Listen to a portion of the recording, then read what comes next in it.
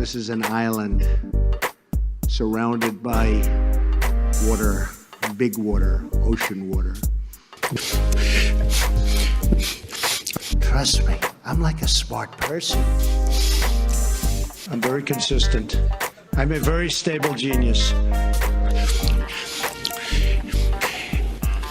I had the best words. Tolerated. I know words. Mike Pounds. I hope they now go and take a look at the oranges of the investigation. But there's no better word than stupid. Anonymous, really anonymous. I'm very highly educated. One of the wettest we've ever seen from the standpoint of water. I had the best words. God bless the United States.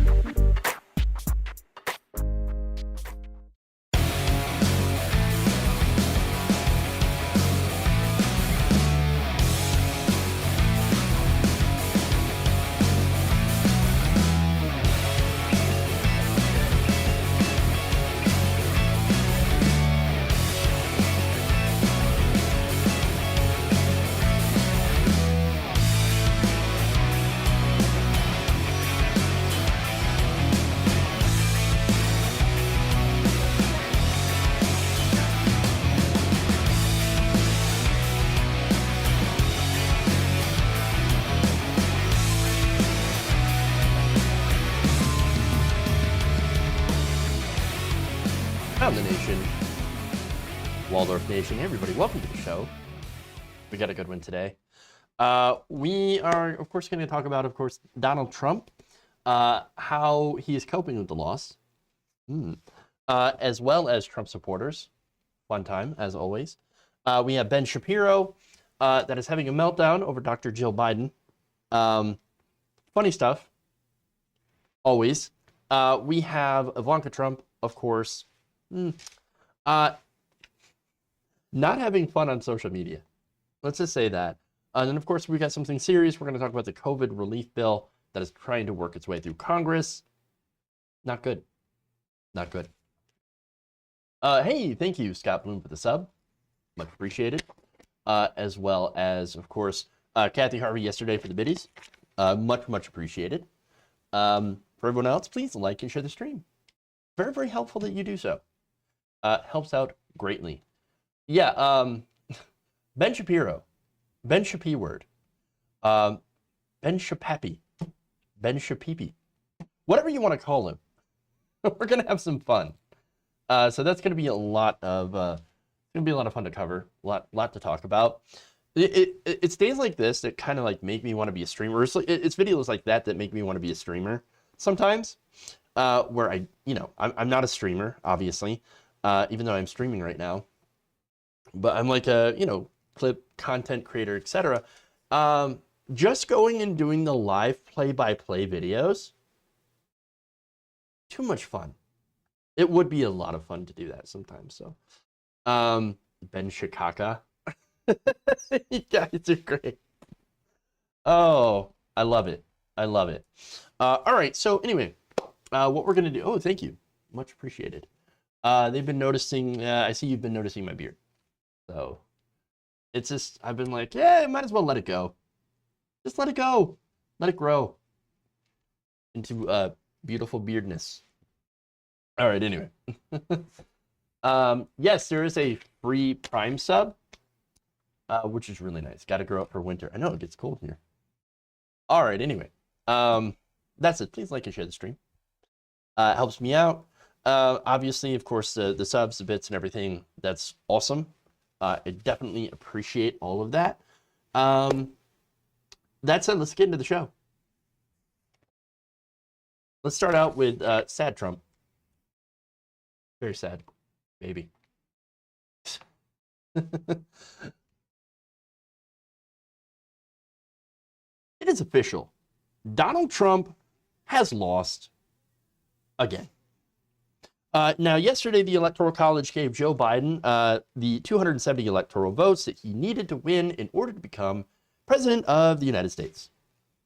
To which I say, I cannot handle all the winning. There's so much winning. My head is spinning. with all the winning that's going on. I am sick and tired of all of this winning that we are doing. As a result, President Trump has sunk into what they call a rage-filled depression. Likely because he knows he's not going to be able to hide from his creditors or the Southern District of New York, both of which will be gunning for him as soon as he steps out on January 20th. So now you might think that this could lead to possibly some self-reflection on what he, did wrong to turn out, to turn over 78 million Americans against him. But remember, this is Donald Trump. So he's not going to do that. No. Instead, he's going to take to his favorite social media, Twitter. On Tuesday, he said, many Trump votes were routed to Biden. This fake election cannot stand. Get moving, Republicans. Big swing state win, 75 million votes. This is on the same day that Senate Majority Leader Mitch McConnell said this. Many millions of us had hoped the presidential election would yield a different result. But our system of government has processes to determine who will be sworn in on January the 20th. The Electoral College has spoken. So today I want to congratulate President-elect Joe Biden. The President-elect is no stranger to the Senate. He's devoted himself to public service for many years. I also want to congratulate the Vice President-elect, our colleague from California, Senator Harris. Beyond our differences, all Americans can take pride that our nation has a female Vice President-elect for the very first time. I look forward to finishing out the next 36 days strong with President Trump. Our nation needs us to add another bipartisan chapter to this record of achievement. Record of achievement. I could go on for an entire show about how so full of shit Mitch McConnell is, but we got to get moving. So now that's Mitch McConnell finally coming out and admitting, okay, Joe Biden has won the election. Now I look forward to, fucking him over for the next 4 years and blocking pretty much everything that he puts forward that is at all progressive and even not so. Just anything that will help Joe Biden or Kamala Harris or the Democrats whatsoever, we are just going to block. That's Mitch McConnell. That said, it's not just Mitch McConnell. It's also Vladimir Putin. Putin also congratulated Joe Biden. And so Donald Trump has lost both the leader of the Republican Party and Pooty Poot. It's over. It's over. It's over. No more Pooty Poot. Okay? But of course, in Donald Trump's demented mind, nope, he is not lost at all. In fact, he's still going. He's still going. In fact, here's a report in Axios by Jonathan Swan. Now, right up until Monday's Electoral College vote, President Trump held the false hope that Republican-controlled state legislatures would replace electors with allies who would overturn Joe Biden's win. Two people who discussed the matter with him told Axios. Obviously, that did not happen. And since it didn't, he's going to go on a blame spree. He immediately launched tirades against Republican governors Doug Ducey of Arizona and Brian Kemp of Georgia. And also vowed to make Fox News pay for calling the race. So now Fox News, Fox is not a news organization. They're the propaganda arm of the Republican Party. But they are at some points beholden to factual reality. Not all the time, but when it comes to who's going to be president of the United States, that's kind of one of the lines where Fox News can't really lie about that. I mean, what's going to happen for the next 4 years when they're like, President Trump in exile, who is currently in Trump Tower. You know what? Judge Jeanine Pirro is probably going to do the same thing. Probably going to be like, the president in exile released an edict about how he needs McDonald's or something like that. I don't know, something ridiculous. But look, with Donald Trump and with some of the ass kissers on Fox News, I wouldn't be surprised. No, that's it, right? He also tested ways to say that he didn't win without acknowledging that he had lost. Like the pretzeling, like the pure copium that is being inhaled by Donald Trump right now, right? I didn't win, or I mean, I didn't lose. I won bigly. I won big. Oh God, I won all these states. I won Michigan and Pennsylvania. I'm the best president there ever has been. I never will be. Come on, dude. What a baby. How sad, how pathetic is this guy? Now, what's even more sad is how I just mentioned he's going to war with Fox News. Fox News, that literally, the organization that helped him the most.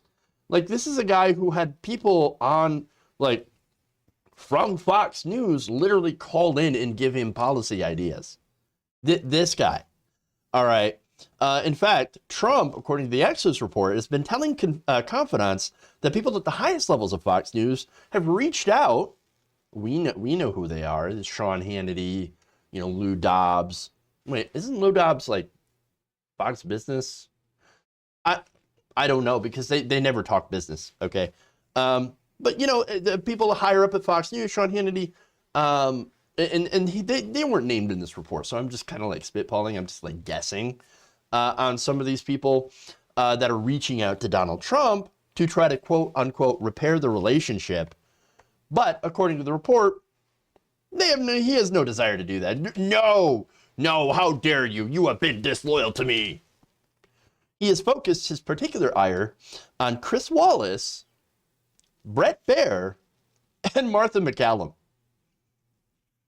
What a baby. Baby. Sad. He can't handle it. And of course, he never takes responsibility for anything. So instead of taking responsibility, because he's already admitted, I take responsibility for nothing, he's going to attack his allies or people that should be aligned to him for simply telling the truth. Because of course. But there's more. Okay. Another source added that Trump seems depressed at the realization that his backers have also given up on 2020. He's saying, quote, we won these states, and adding that what he took away from conversations with his pollster, John McLaughlin, was that if he could get as many votes as he did, he also must have won. Okay, but how it works is that, sure, you can get a lot of votes. I mean, look, he's actually did break some records. He got a lot of votes. He got millions of votes, over 70 million. That's pretty good. He's broken, records. But it just so happens that the other guy got more votes than he did. And, I know there's alternative facts. I know there's alternative Republican math. But in the real world, the math is that if somebody, and how elections work, is that if somebody has a higher number than you of votes, then they end up winning. And if you have less, then you are the loser. Sad. Hey, it happens. Look, Mitt Romney himself is a loser. He admits it. And he goes, hey, at least I didn't cry about it. True. Very true. And I rarely give Mitt Romney credit for anything. But look, again, he got less votes than the other guy. And just because more votes went to Biden does not mean that those votes are fraudulent. And in fact, look, speaking of the numbers, right, 2020 actually had one of the highest turnouts ever in an election, I think, at least since the mid-1800s.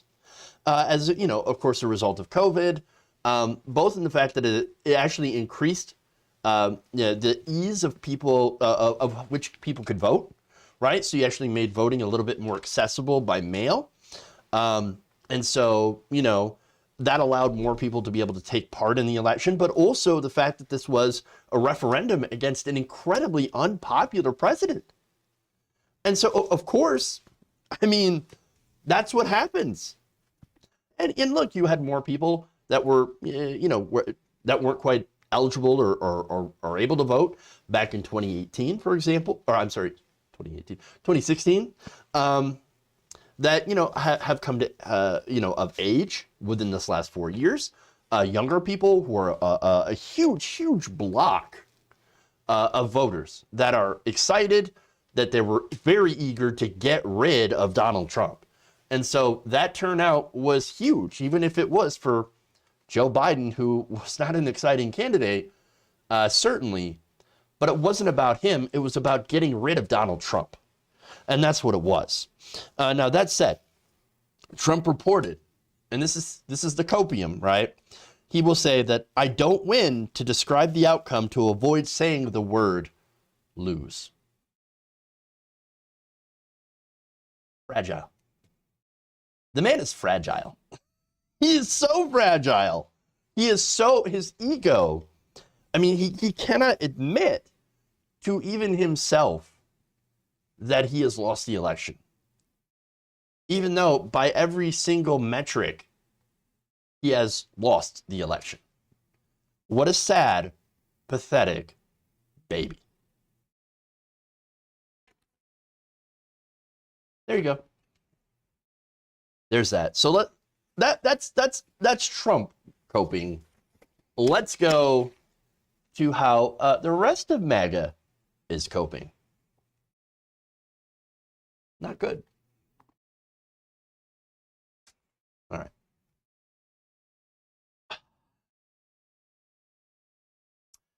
MAGA is not doing well.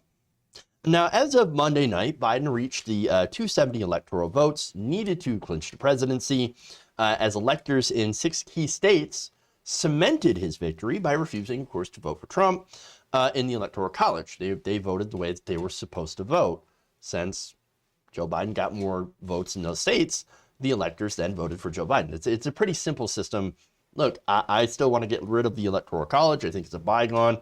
I think it's a racist institution. But nonetheless, that is the system that we have right now. Again, I'd love to get rid of it. But according to that system, and according to the popular vote, Joe Biden beat Trump by every metric. That's what happened. Now, as a result of this, MAGA is in complete meltdown. For one, you still have right-wing media, right? Now, I'm not talking about Fox News, which more so now on Fox News, you have hosts coming to the realization like, okay, Joe Biden is president, so now we're going to go rail against him for 4 years. Well, in that, hey, I will also be railing against Joe Biden for the next 4 years, not from the right, but from the left, as I am progressive. I will, of course, always give him credit if he does something good, but am likely to criticize him a lot as well, because he's mostly neoliberal and corporate. That said, of course, that's going to be different from, I think, the criticisms that we're going to see on Fox News, which, of course, I don't know if it's going to be as ridiculous as like the tan suit, going back to Obama. I'm pretty sure we haven't seen or heard the last of Hunter Biden or the laptop or anything like that on Fox News. But at least they can admit that the reality is that Joe Biden is the 46th president of the United States. And so there's that, at least, right? That's a lot more than other right-wing news outlets, quote-unquote news outlets, like Newsmax, OAN, and Gateway Pundit. In fact, for example, the Gateway Pundit, it's been a long time since I talked about those guys. They posted an item about an interview that Sidney Powell had done with another pro-Trump outlet, the Epoch Times. Now, the Epoch Times is pure right-wing copium propaganda. That said, in that interview, okay, Ms. Powell claimed that in passing, one of our quote-unquote experts discovered how Dominion voting machines had manufactured tallies that led to 5% higher votes for Biden across the board. Everywhere. Oh my God, everywhere?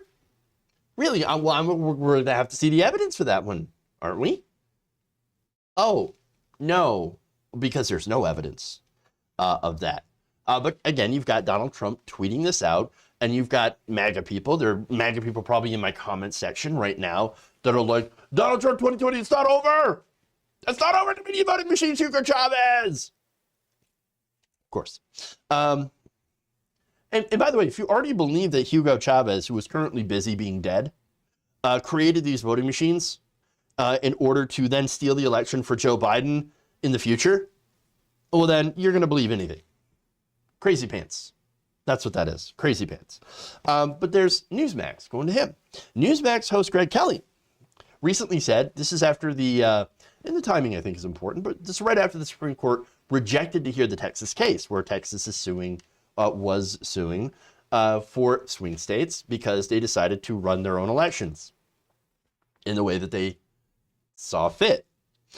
Texas didn't like that. They wanted to control what the other states did when it came to the election, just in order to have their specific outcome. And I think more of it's Attorney General Ken Paxton trying to angle for a pardon because he's in a little bit of trouble. All right. That said, Greg Kelly on his show, after that whole thing happened, said, well, it's not over. It's not over. It's not over by any stretch. Please tune in. We're growing so much because MAGA people are coming here and we tell them everything that they want to hear. No, okay. All right. There's more. See, this is pro-Trump media. Okay. You also have Trump voters that are coping even worse. This is fun. On Monday, according to a report in the Arizona Republic, individuals associated with a group called AZ Protect the Vote turned in notarized documents which purported to allot Arizona's 11 electoral votes to Donald Trump. The only problem with that is that these people were not the electors. These people were randos. They're not part of the process at all, but they're just like, you know what? We're just going to print up and notarize these documents and just give the electoral votes to Donald Trump. Anyway, even though we have nothing to do with the process. Bonkers. Total bonkers. And so, look, the actual real electors appointed by the Arizona State Legislature actually had cast their votes for Biden on Monday. And not only that, but that's not the only place this has happened. In Michigan, a group of rando MAGA chuds actually literally showed up at the Michigan Capitol. This was retweeted by Dave Rubin, who's like, what's going on here?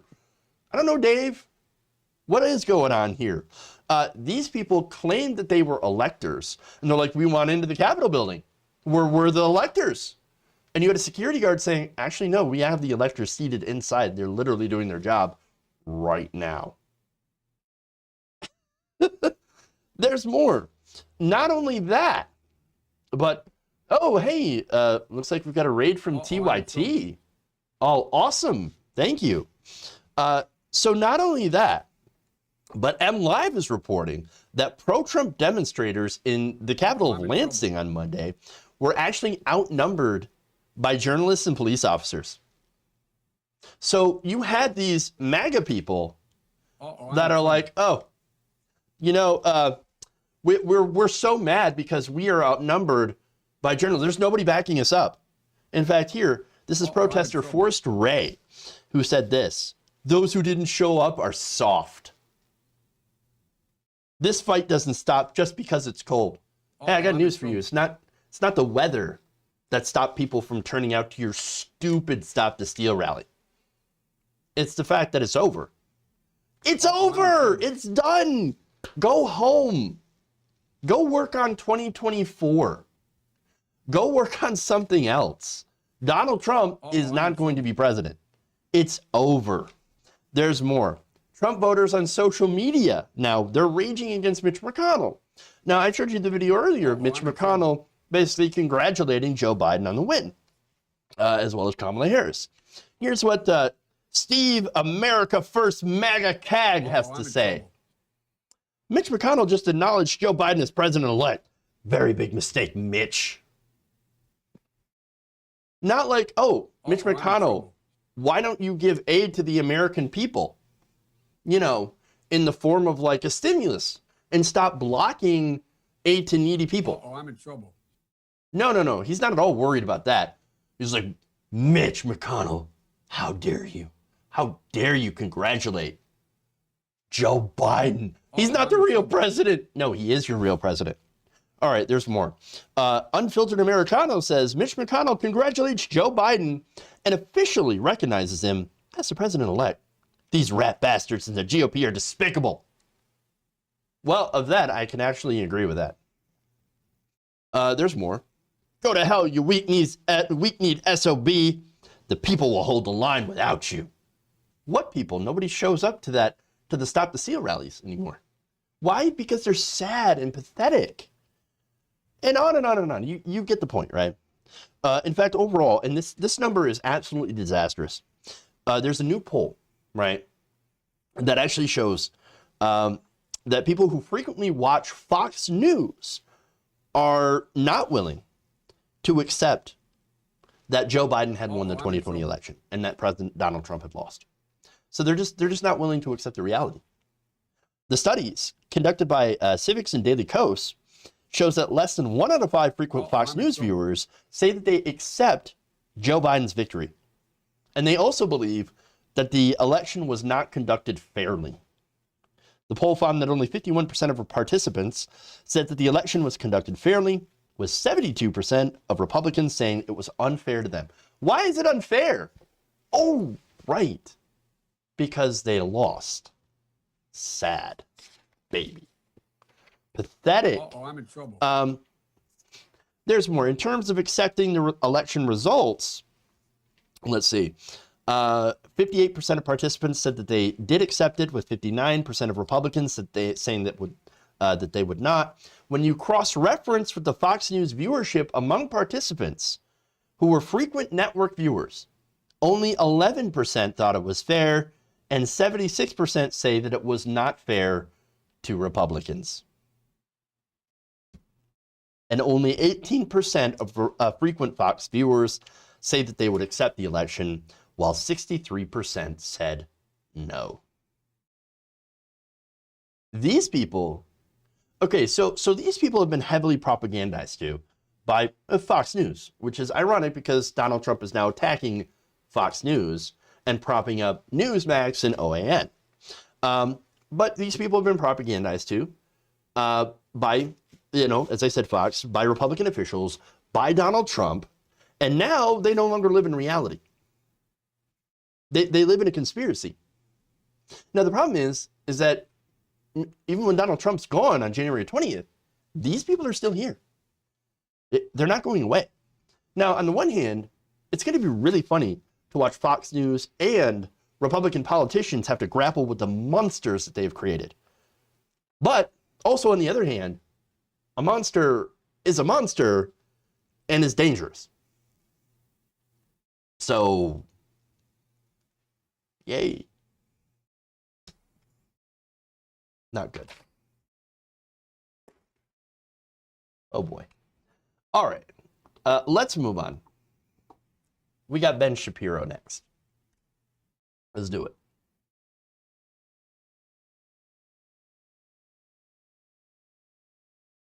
Uh-oh, I'm in trouble.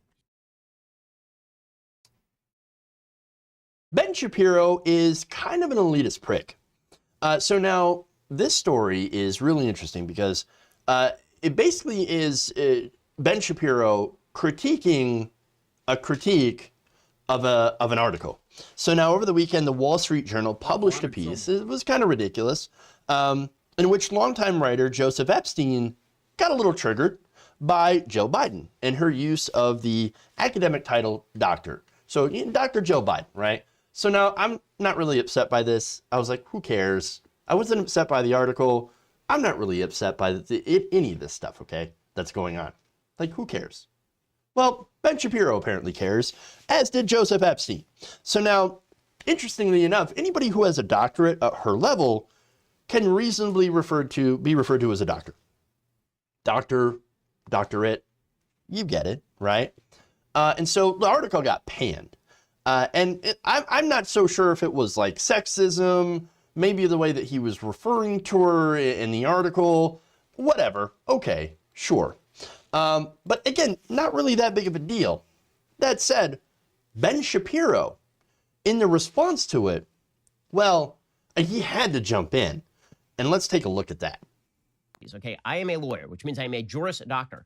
If I were to suggest that anyone call me doctor, like Dr. Shapiro, because I am a JD, you would think that I was an ass. Okay, and you'd be right, because that's an ass thing to do. Okay, there was a guy who lived around the corner from us many, many years ago. He got his PhD in musicology. And I'm sure he worked very hard on that dissertation in musicology. But let me just tell you, if you were at a dinner party and somebody had said, what's your name? And he had said, Dr. Smith. And then later in dinner, he had had some sort of anaphylactic reaction to the food. And Dr. Smith had been called to the table because he had to do something. And they said, oh, yeah, and what's your doctorate? And he had said musicology. I guarantee you the person dying would have been very, very disappointed to learn that it was a doctorate in musicology.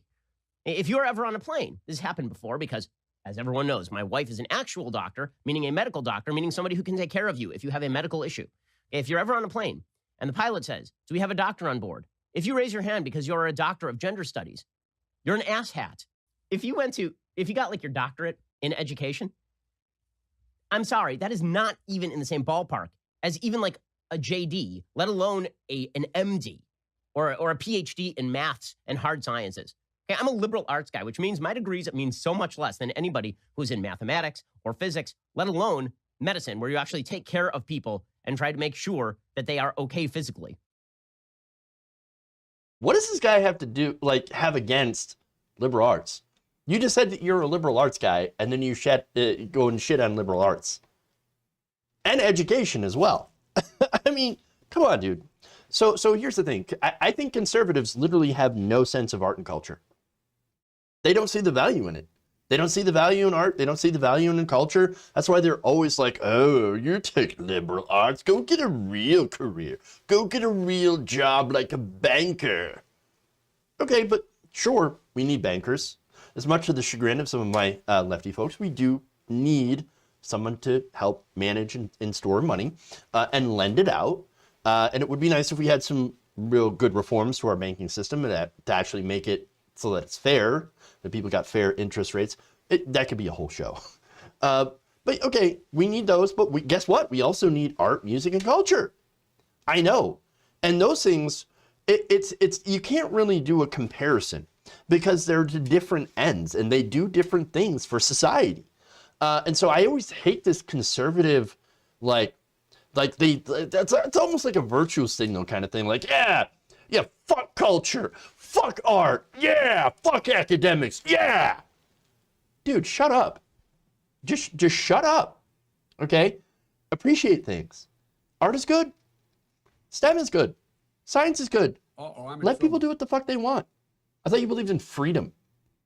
Anyway, that said, he is not done. He's going to continue, and this is why I'm gonna refer to him as an elitist, right? Because then he's going to go on, and he'll downplay his education, but then he's also going to be like, "But I went to Harvard."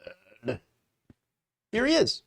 Hey, the reason that this comes up is, again, because people get confused about Dr. Jill Biden, because everybody insists in the media on calling her Dr. Jill, because, wow, she has a graduate degree. Ooh, a graduate degree. Again, as a person with a graduate degree, let me just say, graduate degrees, they don't mean squat. They don't.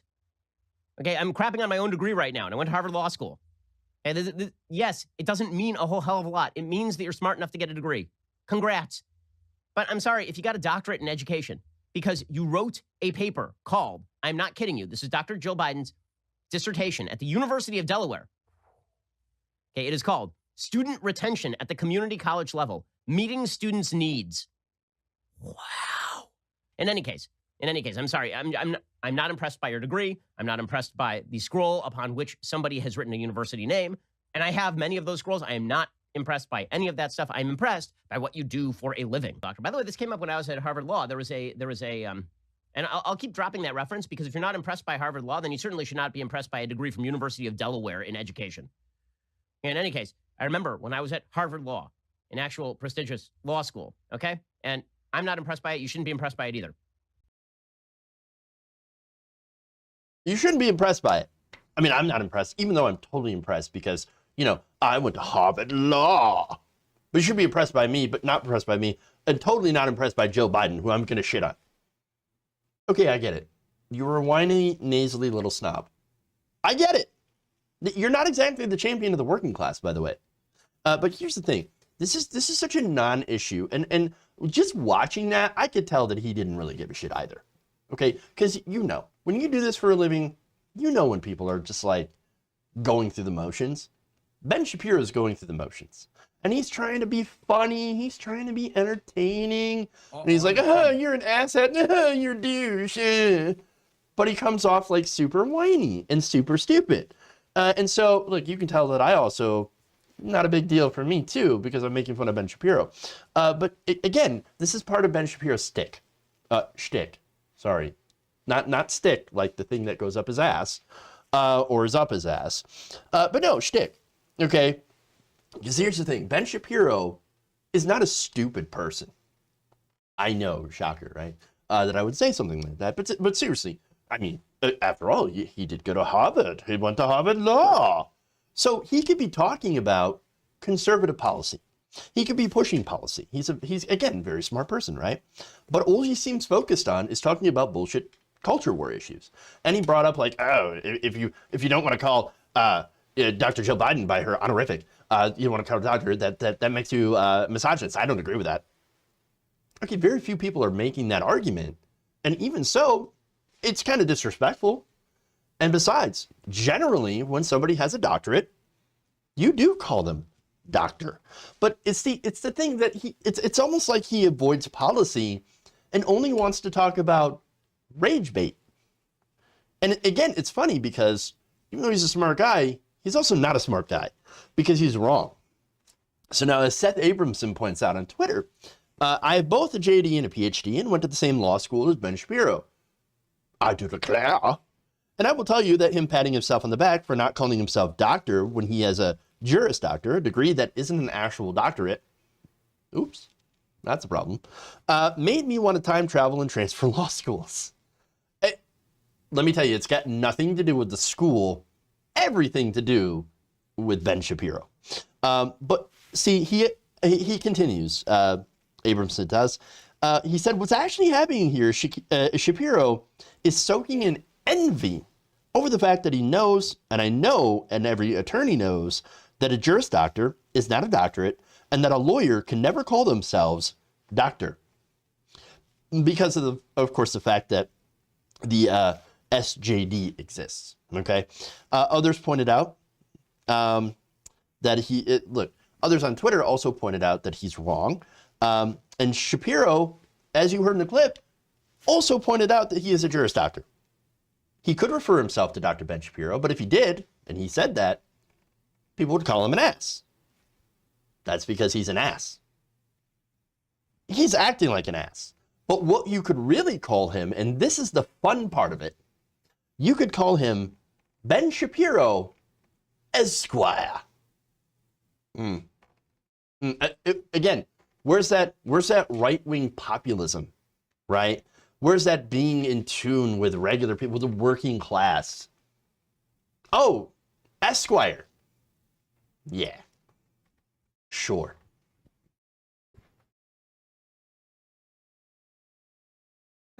Ridiculous. All right. I want to switch here, and I'll save the Ivanka story for last. But let's go to the Senate COVID proposal. So that is not good.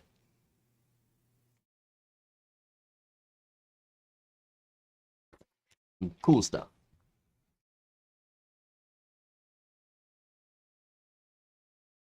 Switching to serious mode. All right.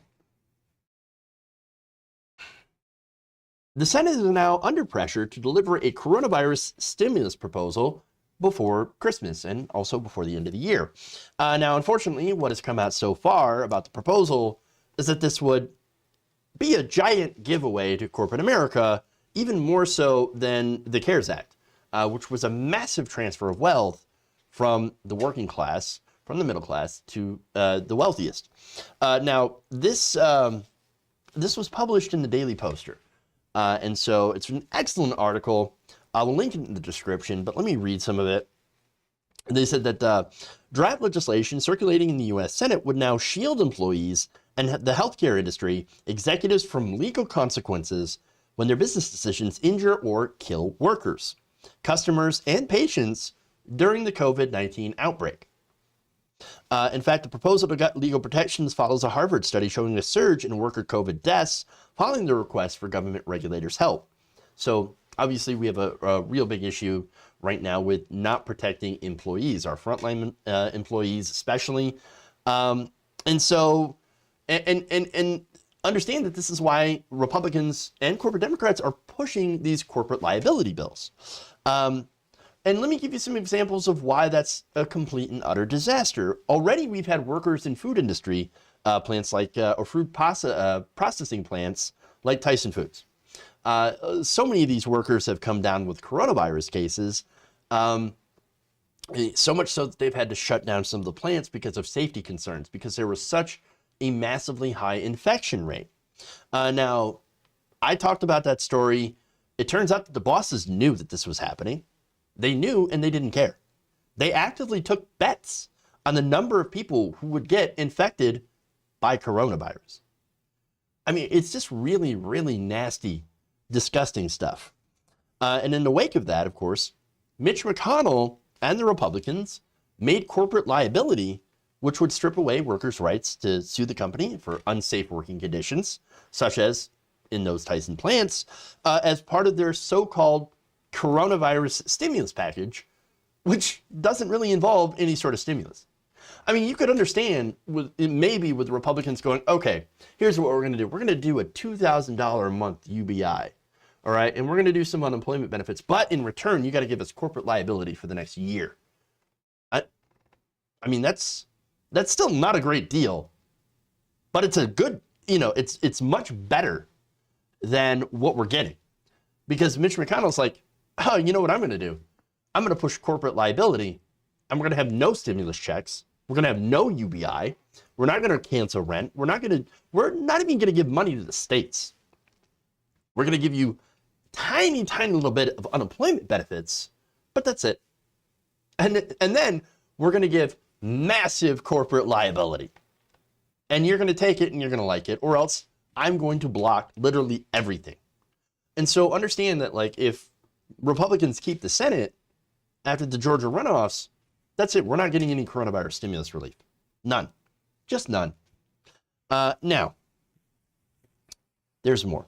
The Huffington Post reported on Monday that Democratic Senator Joe Manchin is now joining GOP senators in backing corporate immunity legislation because, of course, right, it's Joe Manchin. A draft of the legislative language obtained by the Daily Poster includes provisions that would shield companies from all coronavirus-related actions retroactively for at least 1 year or until the pandemic is over. So if there are cases that are like going on right now, if this passes, all those cases would be immediately dismissed. Gone. Okay. There's more. Let's see. This also would, again, apply in any case except for gross negligence. Now, what is gross negligence defined as? A conscious, voluntary act or omission in reckless disregard of a legal duty, the consequences to another party, and applicable government standards and guidance. That still seems rather weak and rather open-ended. Not good.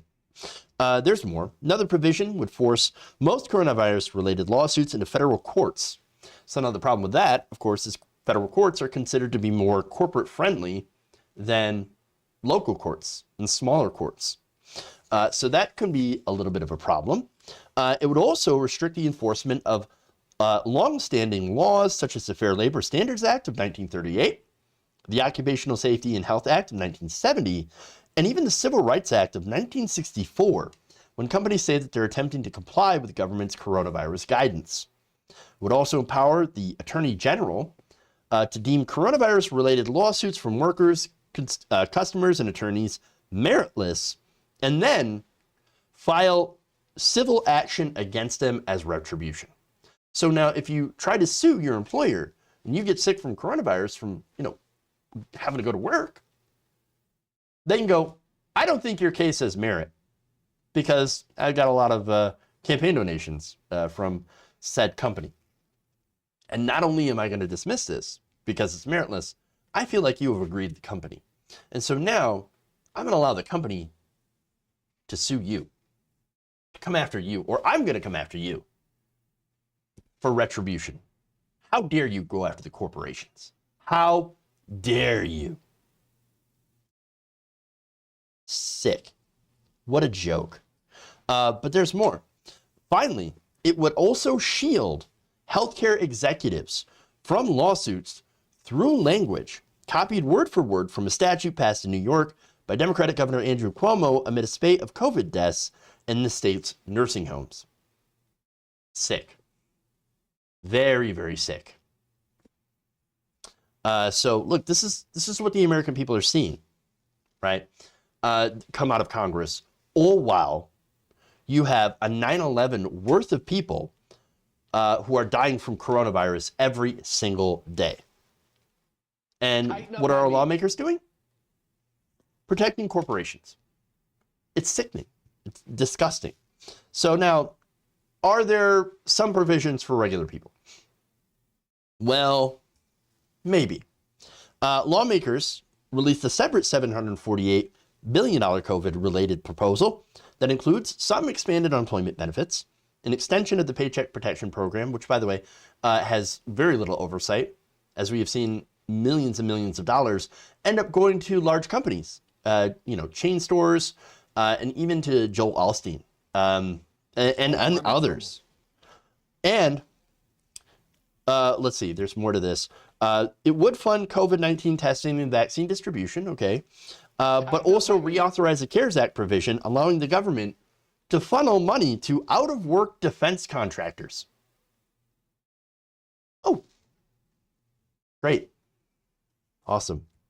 There was no $1,200 stimulus checks, which right now you've got Bernie Sanders and Senator Josh Hawley that are pushing for. So no, look, Josh Hawley, I don't trust the guy. For one, he's a Republican. Two, he's one of those fake populists. But if he wants to sign up and work with Bernie Sanders in order to get a $1,200 stimulus check, I don't care if the guy's planning to run for president in 2024. It's the right policy, so I'll take it. All right. That said, only $188 billion of this, by the way, is actually new stimulus money. The rest is just money that didn't get used in the CARES Act. So there's that. Now, according to Politico, Representatives Josh Gottheimer and Tom Reed, the co-chairs of the House Problem Solvers Caucus, are pushing to combine the two bills into one $908 billion proposal. So overall, this is terrible. It's garbage. What are you doing? And understand, to me, this is what failed governance looks like. Okay, I think we're a failed state. While every other country has supported their citizens with up to 80% of lost wages, Americans have received one $1,200 check, not even all of them, in order to last us about 8 months. We've been hung out to dry. And you all know it. Small businesses, by the way, have been screwed over. Why? Because all the money, as I mentioned before, went to big businesses that didn't need it. You had Joel Osteen, who runs a mega church, receive $4.4 million in Paycheck Protection Program funding. You even had a football player, I forget his name, get all this money. I mean, this is just the final step in the robbery of this country. First, guarantee immunity for corporations, then send everybody back to work, back to the mines, and if you die of COVID, well, we've got no recourse, no standing, no choice. How is this not slavery? But it's different. Yes, it is different. It's wage slavery. And that's one of the differences here, okay? At least you're getting paid, though. But yeah, but it's not enough to survive. It's not enough. Look, the people in the front lines that are going to be affected the most, on average, make around the minimum wage, $7.25 an hour. Okay, restaurant workers, people in meat packing plants, which are overwhelmingly immigrants, and people of color, they end up getting hurt the most by this. Okay, and also other so-called low-skill jobs. They are the ones who are going to get hurt the most and have the most to lose. And they can't afford to not work. And that's the issue, right? If you don't work, you don't eat in America. Because the government has just decided not to take care of its citizens. And so you have to go to work to pay your bills because you have no money coming in support from the government. You get sick with COVID because your boss doesn't give a damn about you. And well, that's a sad day for you. That's America in a nutshell. How is that for freedom? It's really not. All right.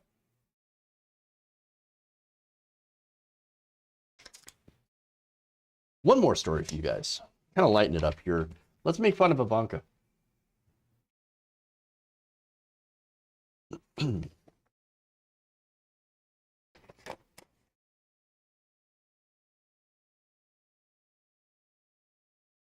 Oh, hold on. I got a super chat here. Project Veritas has a video plan on Assange to be released tomorrow. Might end up getting him pardoned. Hope y'all are ready. Oh, okay. Well, yeah, I think Assange should get a pardon. I mean, I don't trust anything Project Veritas puts out because they're known like bullshit artists, but I think Assange should get pardoned anyway. I mean, there's no reason to go after him like that, but that's just me. I think you should pardon Snowden, Assange, and Reality Winner. Let's actually protect whistleblowers. Just saying. So I don't know if you think that's like a gotcha to the liberals, but a lot of progressives will agree, at least when it comes to, Assange and Snowden. All right. Anyway, there's a lot. Thank you, by the way, a trophy for the sub, for the tier 1 sub. That's awesome. Much appreciated. And thank you so much for all the follows on Twitch. Y'all are awesome. Much, much appreciated. That said, let's go to the last story.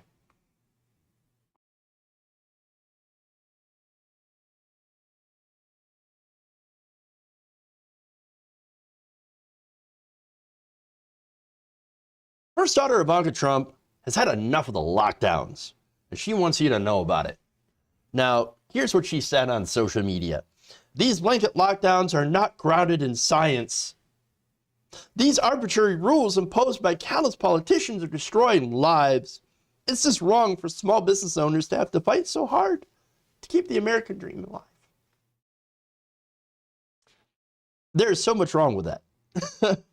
For one, if you were worried about small business, it's almost as if we should have, I don't know, had people in the government pass some sort of small business relief. Weird.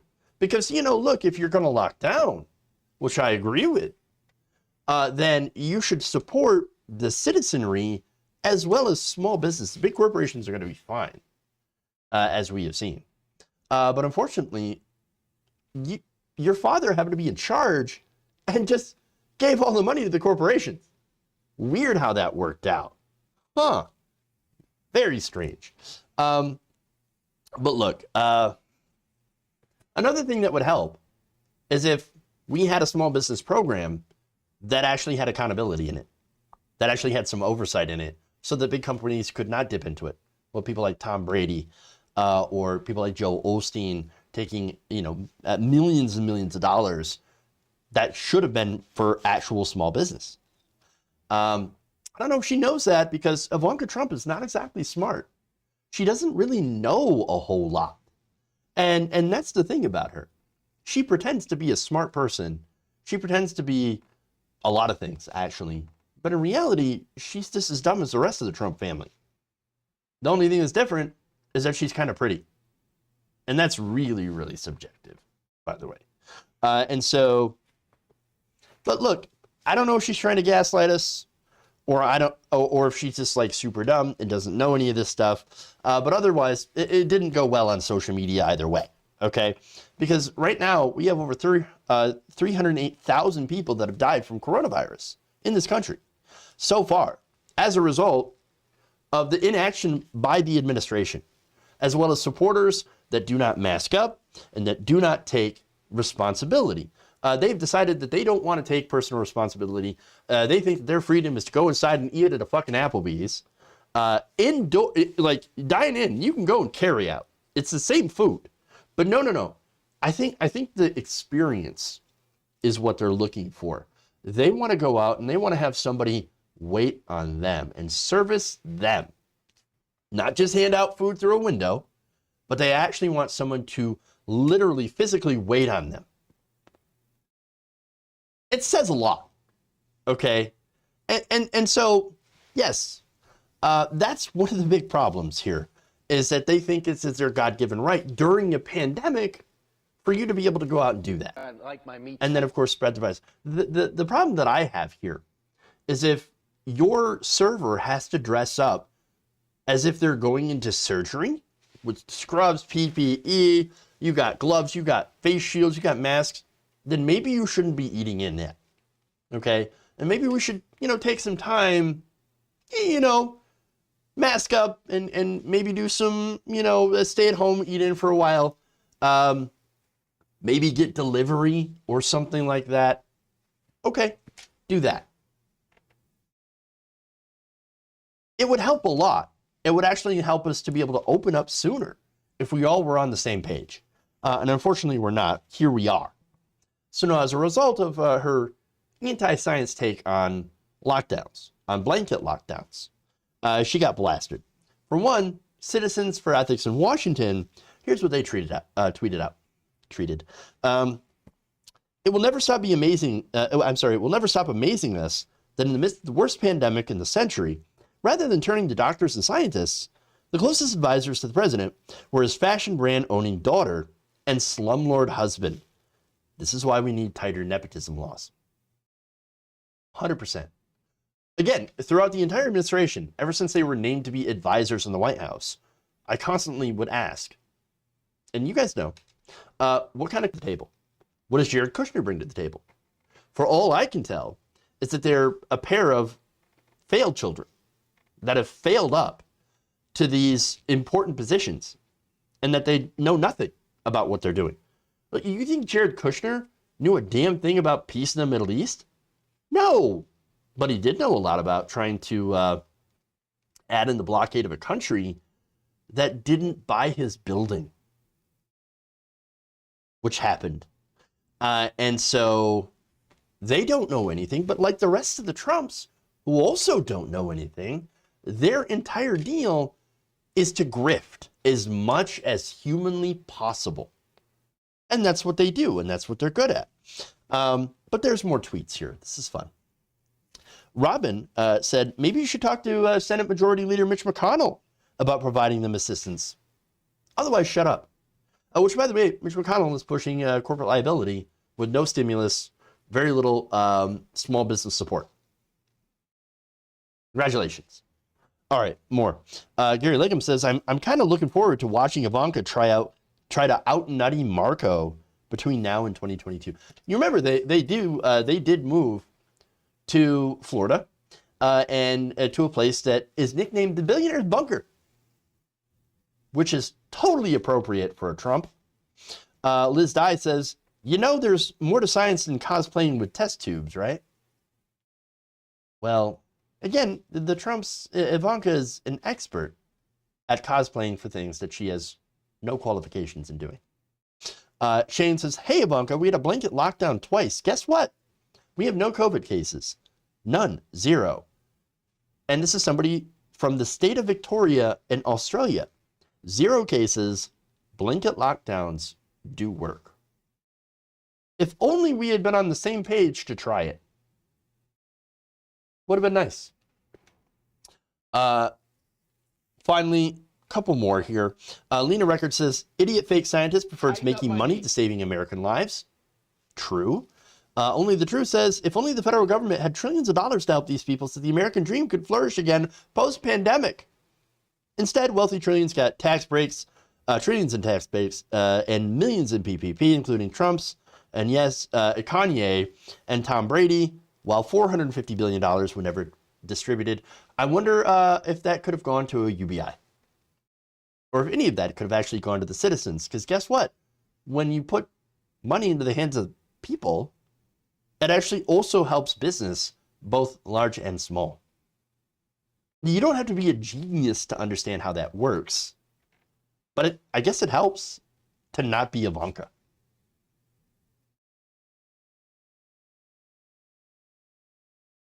Oh. Ivanka does no architecting, though. Does she? Does she really? All right. Let's see. Ann P says on Super Chat, or asks, never again will I vote for either of these parties. Why would anyone? Lack of a viable other option, basically. I understand the frustration. I get it. The two parties are trash. Definitely. But we actually have to build, either you have to spend a lot of time building a third party, which, again, will take a lot of time. And we have a lot of rules in this country that make third parties right now basically impossible to run. So you have to get some degree of power to even go and change some of the rules for third parties, which brings, of course, you to the second option, taking over the Democratic Party, which is also an incredibly long, difficult proposition. And so, I mean, that's it. It's unfortunately, this is not a situation where we can all just nope out. Not if all of us vote third party. I don't think that's going to happen in this country. Unfortunately. Why is it going to happen? Well, again, most people don't pay enough attention to this, are ambivalent to politics to begin with, to then educate them, and also to get third parties in the ballots. There's a lot of functional as well as rhetorical roadblocks in the way of a third party. It is not simple. It is not easy. Doesn't mean that it's not worth it. And if you know all the roadblocks and you are still insistent on building a third party movement in order to pressure, at least at this point, use whatever pressure and leverage you can against the two main parties, it's fine. The Libertarian Party is one of those ways on the conservative side that you can see that happen. And they get, what, 3 to 4% in every election? Okay, if you want to do that, that's perfectly good and fine. Just understand that you are not going to see a lot of wins or any sort of progress or wins if you go down that route for a very, very, very long time. And I still think the shorter path to victory would be to infiltrate and take over the Democratic Party. So I think that's faster. I think that would be more faster and effective in the short term. But understand that both of those are really long-term kind of goals that we might even not see, realized within decades. So we're kind of fucked for the short term for at least the next few decades. And that sucks, but we got to keep fighting, even though we might not ourselves see the fruits of our labors. All right.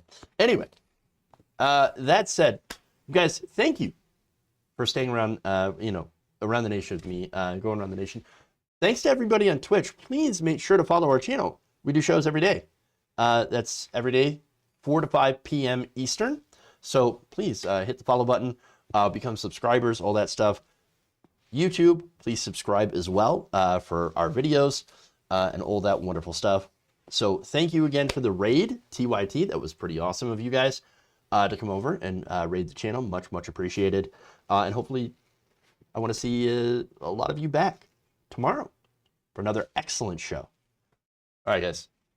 Love you guys. And remember, change begins with you. Good night, nation. See y'all later. Stay safe.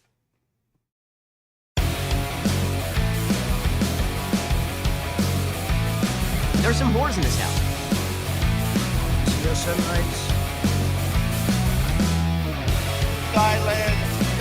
I like my meat tight. Tighten up my meat.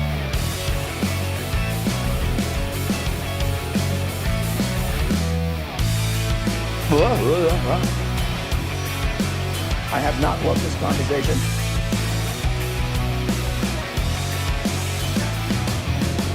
Please clap.